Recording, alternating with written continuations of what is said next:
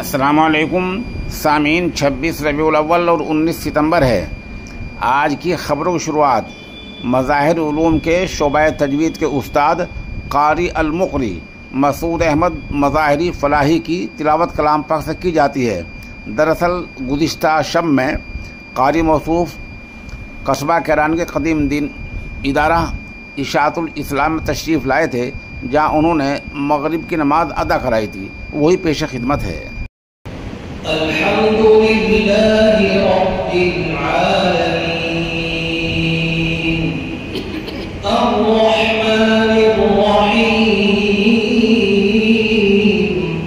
मालिकि यौमिद्दीन इय्याका नअबुदु व इय्याका नस्तईन इहदिना الصراط المستقيم صراط الذين أنعمت عليهم غير المغضوب عليهم ولا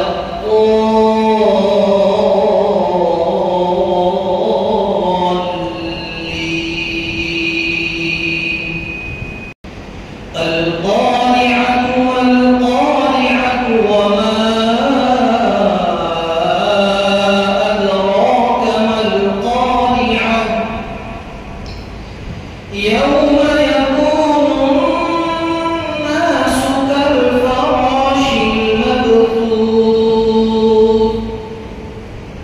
وتكون الجبال كالعهن المنفوش فأما من ثقلت موازينه فهو في عيشة راضية وأما من خفت موازينه فأمه هاوية وما أدراك ما هي نار حامية.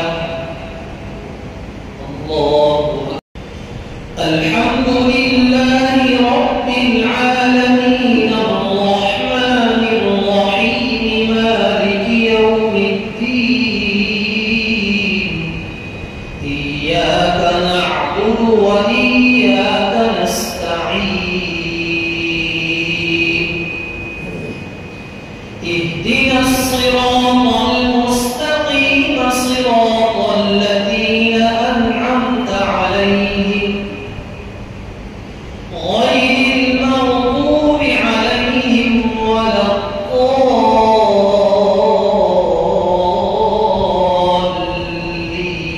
الضالين.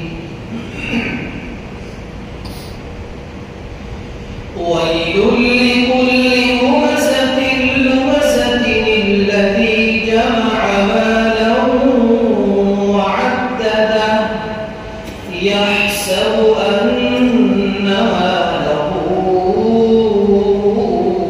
أخلده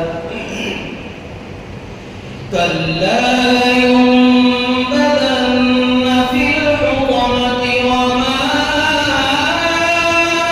أدراك ما الحطمة نار الله الموقدة التي تطلع على الأفئدة إنها عليهم مؤصدة في عمد